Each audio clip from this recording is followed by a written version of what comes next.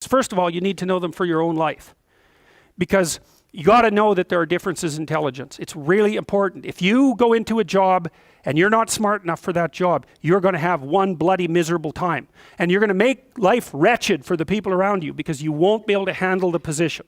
And as you climb hierarchies of competence, the demand on fluid intelligence increases.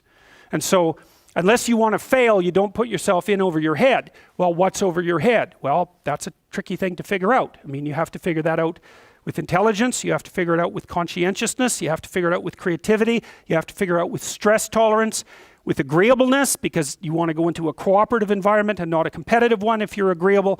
And with neuroticism, you probably want to keep the stress level of your job relatively low, because those are all places that you can break down. And most people have at least one significant weakness in their intelligence personality makeup, and you got to be careful not to place yourself in a position where that's going to be a fatal flaw.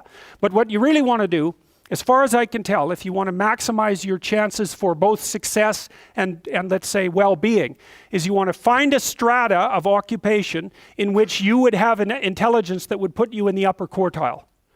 That's perfect. Then you're a big fish in a small pond. And you don't want to be the stupidest guy in the room. It's a bloody rough place to be. So, and you probably don't want to be the smartest guy in the room either, because what that probably means is you should be in a different room, right? You should look at a place where if you're right at the top, you've mastered it. It's time to go somewhere where you're a little lower so that you've got something to climb up for. So, and if you're not hyper-conscientious, for example, you're probably not going to want a job that you have to work 70 hours a week at, because you're just not wired up that way. You'd rather have some leisure, and more power to you. If that's how you're wired up, there's nothing wrong with having some leisure.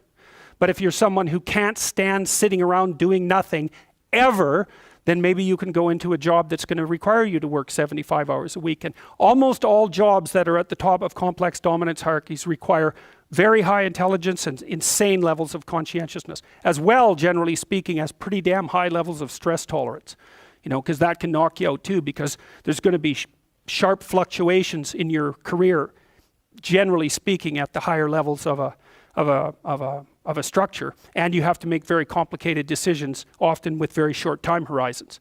So you have to decide if that's what you want.